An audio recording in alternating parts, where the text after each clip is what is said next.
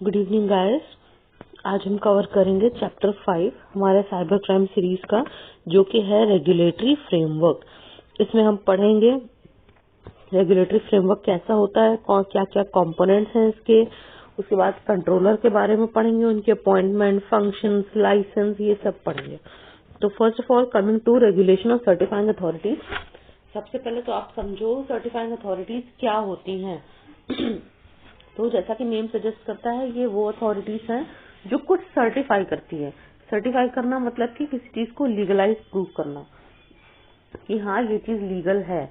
तो उन अथॉरिटीज में जो सर्टिफाइंग अथॉरिटीज हैं उसका एक इंफ्रास्ट्रक्चर होता है, इसको बोलते हैं PKI, यानी कि पब्लिक की इंफ्रास्ट्रक्चर। आप देखो यहाँ पर मेंशन्ड है, ये लिखा हुआ है PKI, ठीक है। PKI स्टैंड फॉर पब्लिक की इंफ्रास्ट्रक्चर।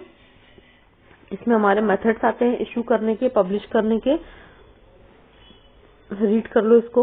उसके अलावा ये पॉइंट आपका बोलता है, ये जो येलो मार्क्ड है, ये बोलता है कि डिजिटल सिग्नेचर सर्टिफिकेट जो होता है उसमें क्या क्या आता है। तो पब्लिक की, ठीक है, सर्टिफाइंग अथॉरिटी का नाम, डेट, टाइम, इसके अलावा मतलब डेट और टाइम इशू होने की आती है। उसके बाद आपका सिग्नेचर भी आता है कि क्या होता है सिग्नेचर, और एसोसिएशन। एसोसिएशन किसका? पब्लिक की का प्राइवेट की के साथ, ठीक है। तो ये सारी चीजें हमारे डिजिटल सिग्नेचर जो होता है उसमें दिखता है सामने सामने। आगे बढ़ते हैं इसके साथ। अब हम कंट्रोलर के अपॉइंटमेंट और फंक्शंस को पढ़ेंगे। तो ये पोर्शन जो है ये अपॉइंटमेंट की बात करता है, और ये पोर्शन जो है ये फंक्शंस की बात करता है, ठीक है। अपॉइंटमेंट को पढ़ते हैं। तो सेंट्रल गवर्नमेंट जो है वो अपॉइंट करती है हमारे कंट्रोलर को नोटिफिकेशन के साथ। नोटिफिकेशन के साथ मतलब कि किसी भी न्यूज़पेपर में वो पब्लिश करती है कि हम अपॉइंट करने जा रहे हैं। क्लियर? सो कंट्रोलर, सेंट्रल गवर्नमेंट जो है वो अपॉइंट करती है हमारे कंट्रोलर को। उसके अलावा डेप्यूटी कंट्रोलर्स को और असिस्टेंट कंट्रोलर्स को भी अपॉइंट करती है, ऑफिसर्स को और एम्प्लॉयज को भी। याद रखने की बात यह है कि पूरी सर्टिफाइंग अथॉरिटीज में जितने भी लोग होते हैं उनमें कंट्रोलर सिर्फ एक होता है, डेप्यूटी कंट्रोलर्स एक से ज्यादा हो सकते हैं, उसी तरह बाकी सब एक से ज्यादा हो सकते हैं, employees, assistant controllers, officers, staff, लेकिन कंट्रोलर एक ही होगा और वो इन सबकी निगरानी करेगा। सेकेंड पॉइंट, कंट्रोलर अपने फंक्शंस उसी तरह से डिस्चार्ज करेगा जैसा कि गवर्नमेंट चाहती है।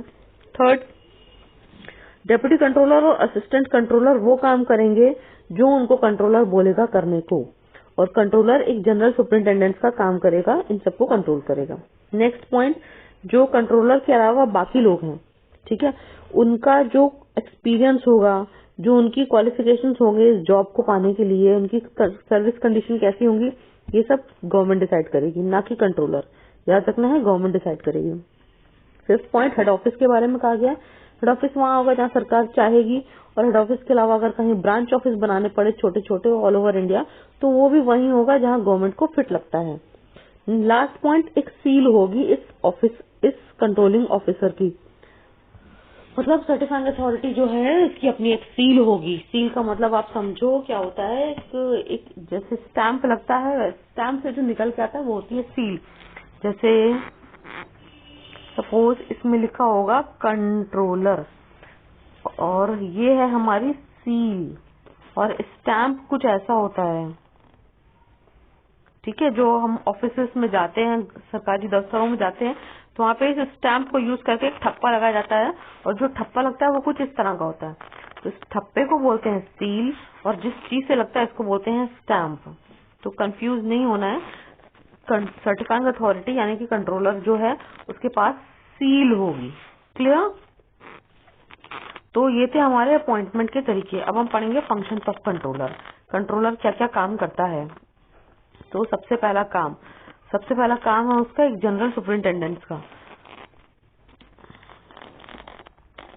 सुपरवाइज करना, ठीक है। दूसरा, ऐसे याद कर लो, सुपरवाइज करना। दूसरा, सर्टिफाई करना, किसको? पब्लिक और प्राइवेट की को।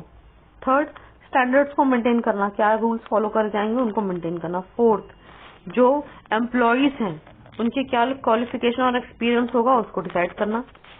ई पॉइंट हमारा कहता है सर्टिफाइंग अथॉरिटी किस कंडीशंस पे काम करेगी वो भी कंट्रोलर डिसाइड करेगा। एफ बोलता है कि जो भी मैटर प्रिंट होगा एडवर्टीजमेंट में, क्या मैटर प्रिंट होना है, कितना प्रिंट होना है, कलरफुल होगा, ब्लैक एंड व्हाइट होगा, किस किस न्यूज़पेपर में प्रिंट होगा, किसी बुक में होगा कि नहीं होगा, उसका मैटर, ये सब डिसाइड करेगा कंट्रोलर। जी बोलता है कि फॉर्म और कंटेंट हमारे सर्टिफिकेट का कैसा होगा, और की जो चाबी है यानी कि पब्लिक प्राइवेट की, इन दोनों का फॉर्म कंटेंट भी यही डिसाइड करेंगे हमारे कंट्रोलर जी। उसके अलावा टर्म्स एंड कंडीशन जिसपे ऑडिटर्स अपॉइंट होंगे। साल के बाद हमें पता है हमारी बुक्स ऑडिट होती हैं, तो यहाँ पर भी बुक्स मेंटेन होती हैं, उन बुक्स को ऑडिट करने के लिए ऑडिटर्स बुलाए जाते हैं। तो किस कंडीशंस पे वो रखे जाएंगे, उनकी सैलरी क्या होगी, उनकी कंडीशंस क्या होंगी, मतलब परमानेंट होंगे, कॉन्ट्रैक्चुअल होंगे, या फिर एक जिसको सेट कर लिया बार बार वही आएगा, या हर साल चेंज हो जाएंगे, इंडिया से आएंगे कि बाहर से आएंगे, स्टेट स्पेसिफिक होंगे, ये सारी की सारी कंडीशंस ऑडिटर से रिलेटेड हमारे कंट्रोलर जी ही डिसाइड करेंगे। जे बोलता है कि एक इलेक्ट्रॉनिक सिस्टम बनाया जाएगा, एक सर्टिफाइंग अथॉरिटी से बनाया जा सकता है या एक से ज्यादा सर्टिफाइंग अथॉरिटी से बनाया जाएगा, वो भी यही भाई साहब बनाएंगे हमारे। उसके बाद के बोलता है कि सब्सक्राइबर्स के साथ डीलिंग कैसी होगी, वो भी यही डिसाइड करेंगे। कोई कंफ्लिक्ट हो गया तो उससे रिलेटेड जो सुनवाई होगी वो भी इन्हीं के पास होगी। ड्यूटीज क्या होंगी सर्टिफाइंग अथॉरिटीज की, यही बताएंगे। और डेटाबेस को मेंटेन करने का काम भी इन्हीं का होगा, मतलब ये करवाएंगे, खुद नहीं करेंगे, ये डेटाबेस को मेंटेन करवाएंगे।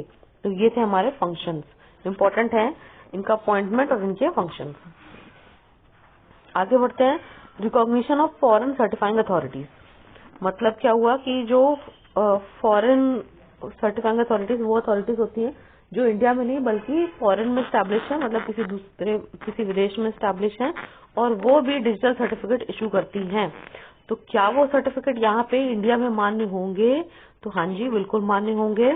इंडिया के लोग यानी कि इंडियन सिटीजन, जरूरी नहीं कि वो इंडिया से ही डिजिटल सर्टिफिकेट ऑक्यूपाई करे, प्रोक्योर करे, वो बाहर की अथॉरिटी से भी प्रोक्योर कर सकते हैं, और वो पूरी तरह मान्य होंगे।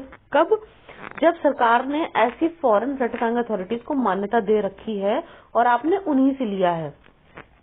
ठीक है, तो पहला पॉइंट क्या बोलता है हमारा कि सेंट्रल गवर्नमेंट की अप्रूवल से, मतलब इनकी हामी भरने के बाद ही कोई फॉरेन सर्टिफाइंग अथॉरिटी इस बात के लिए हाँ करेगी कि हाँ वो इंडियंस को सर्टिफिकेट देगी।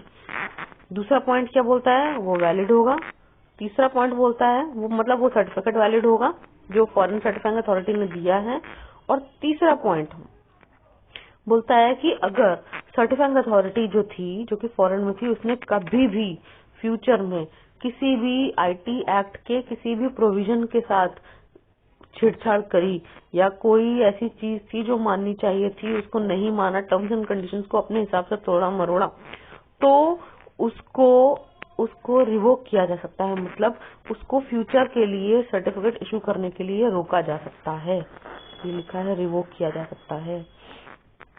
ठीक है, अब ये जो है आपका ये लाइसेंस के बारे में कि भैया लाइसेंस जो है वो दिया जाएगा।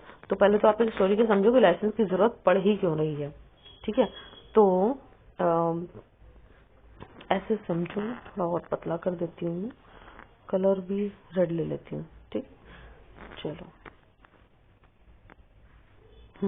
ऐसे समझो कि हमारी एक सर्टिफाइंग अथॉरिटी है। ठीक है, इसका काम है सर्टिफिकेट्स को इशू करना। इसकी देखरेख कौन करता है? कंट्रोलर। ठीक है, अब ये सर्टिफाइंग अथॉरिटी जो है इसका काम है सर्टिफिकेट्स को इशू करना, लेकिन एक अथॉरिटी पूरे इंडिया में कितने भी लोगों को सर्टिफिकेट्स कैसे इशू करेगी? तो एक्चुअली में ये करती क्या है, ये अपने नीचे बहुत सारे लोगों को रखती है। ठीक है, जो कि प्राइवेट और गवर्नमेंट ऑर्गेनाइजेशन दोनों हो सकते हैं, और इनके काम है सर्टिफिकेट को एक्चुअली में इशू करना, जबकि ये सिर्फ सर्टिफाइंग अथॉरिटी सिर्फ देखरेख करती है और इशू करने वाले लोग ये हैं। ठीक है, तो कंट्रोलर जी हैं हमारे, ये हमारी सर्टिफाइंग अथॉरिटीज, और ये हैं हमारे वो लोग जो सर्टिफिकेट्स को इशू करेंगे। तो इन लोगों के पास लाइसेंस होना चाहिए सर्टिफिकेट को इशू करने के लिए।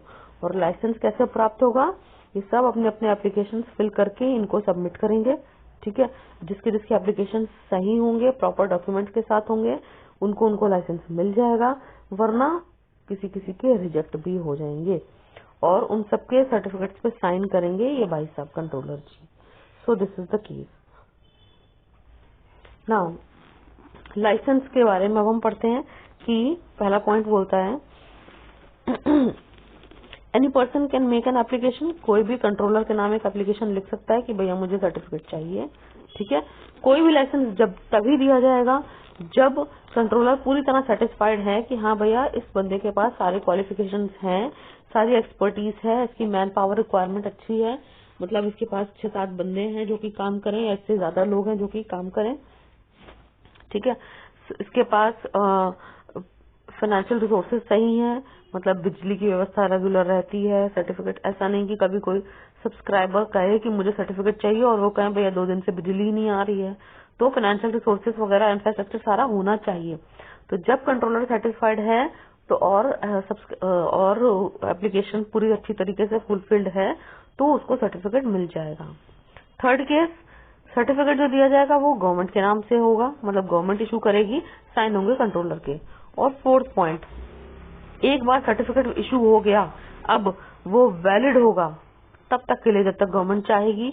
दूसरी चीज, वो ट्रांसफरेबल और हेरिटेबल नहीं होगा, मतलब किसी को ट्रांसफर नहीं किया जा सकता, जिसके नाम है वो ही हमेशा यूज करेगा।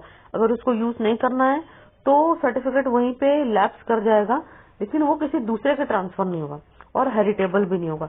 सपोज आपके फादर हैं या आपके घर में कोई कजन है या आपका बड़ा भाई है जो कि काम करता है सर्टिफिकेट्स को इशू करने का, और उसने 4 साल का सर्टिफिकेट ले रखा है। ठीक है, 4 साल का लाइसेंस ले रखा है, लेकिन बाय चांस उनको कुछ काम पड़ जाता है और वो 2 साल ही काम कर पाते हैं और फिर चले जाते हैं किसी दूसरी कंट्री में।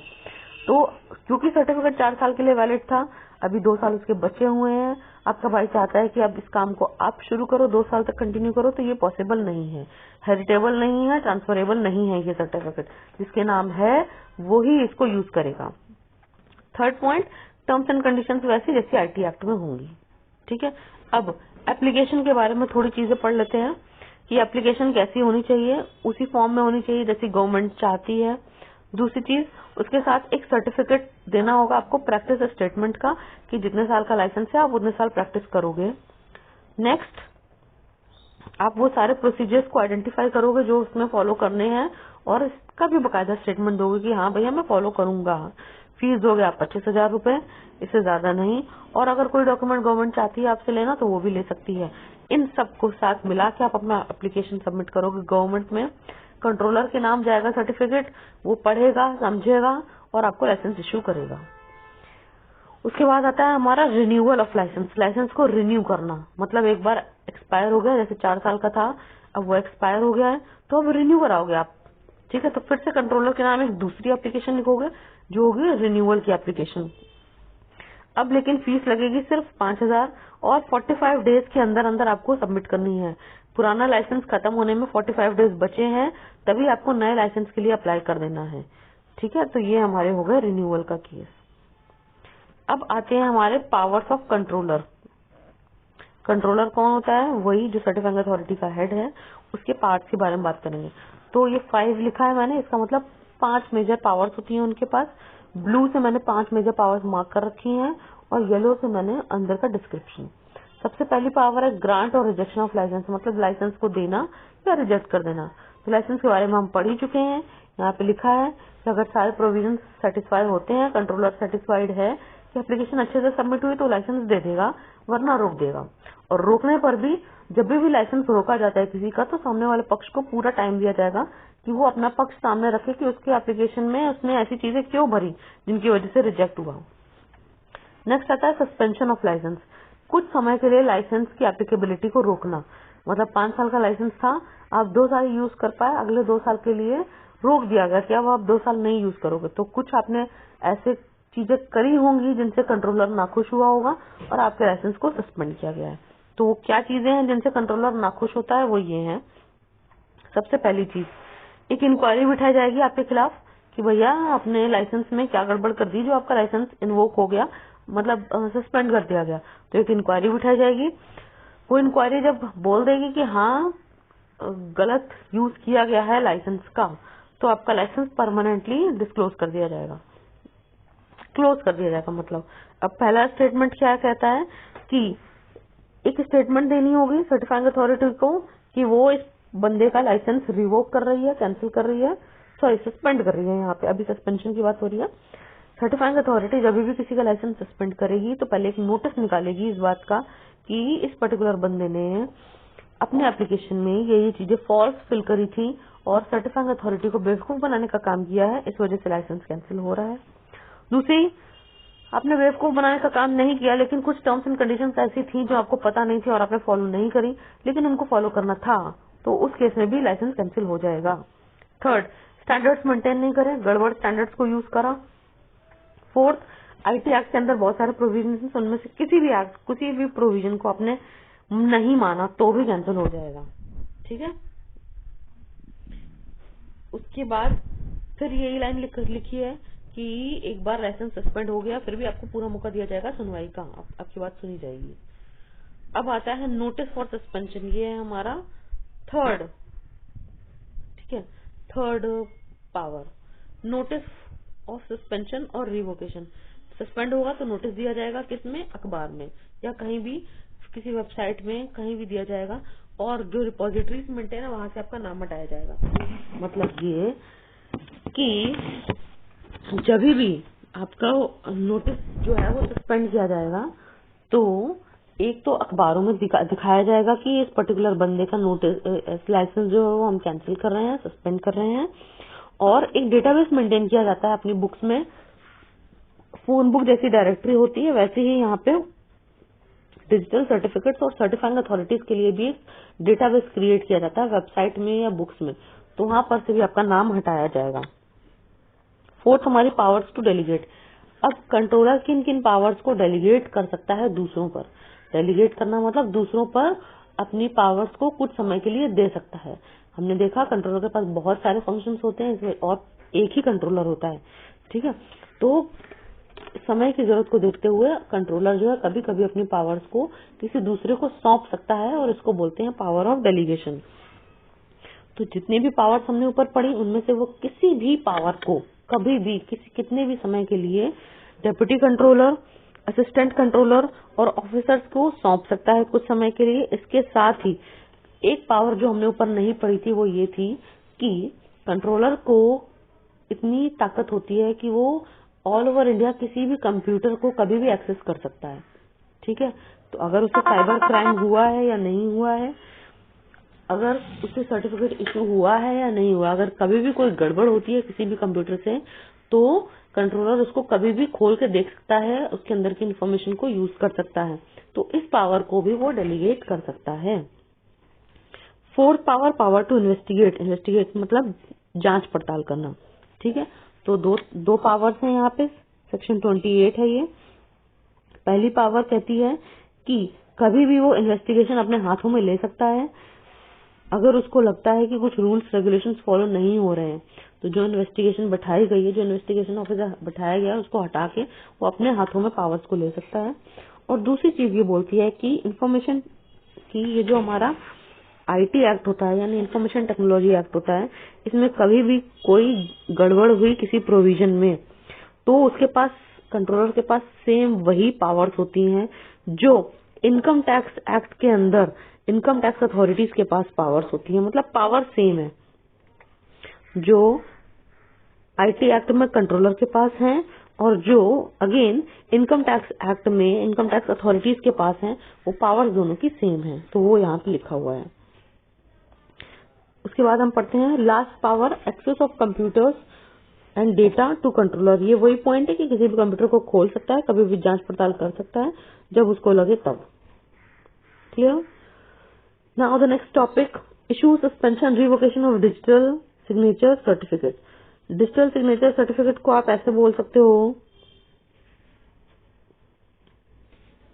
डिजिटल सिग्नेचर सर्टिफिकेट, शॉर्ट में हम डीएससी बोलेंगे इसको, ठीक है। अभी हमने लाइसेंस के बारे में पढ़ा, कि लाइसेंस इशू होता है, सस्पेंड होता है, रिवोक होता है। अब हम पढ़ेंगे डिजिटल सिग्नेचर सर्टिफिकेट यानी DSCB इशू होंगे, सस्पेंड होगा, रिवोक होंगे। इनकी कंडीशन हम देखते हैं। ठीक है, ये लाइन पढ़ लेना। उसके बाद यहाँ पे आते हैं हम कोई भी डिजिटल सर्टिफिकेट तब तक नहीं दिया जाएगा जब तक कि ये 3 कंडीशंस फॉलो नहीं होती। पहली, एप्लीकेंट के पास प्राइवेट की है उसकी पब्लिक की से रिलेटेड। दूसरी चीज, उसके पास प्राइवेट की है और वो डिजिटल सिग्नेचर क्रिएट करने के काबिल भी है। तीसरी चीज, सर्टिफिकेट भी है उसके पास और वो सर्टिफिकेट वैलिड है जिससे डिजिटल सिग्नेचर वेरीफाई होता है। क्लियर?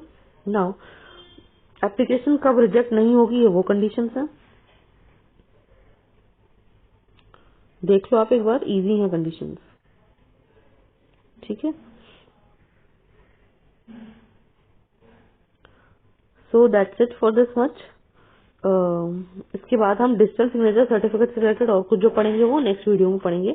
20 मिनट की ये शॉर्ट सी मैंने वीडियो बनाई थी आप लोगों के लिए ताकि जल्दी जल्दी आपका कवर हो जाए और लंबी वीडियो होने की वजह से आप बोर भी ना हो। So thank you very much guys. Next video में हम इसके आगे का पोर्शन कंटिन्यू करेंगे। ये है हमारी पार्ट 1 ऑफ चैप्टर 5। नेक्स्ट जो आएगी वो हमारी पार्ट 2 होगी of chapter 5 which is regulatory framework. Okay guys, thank you.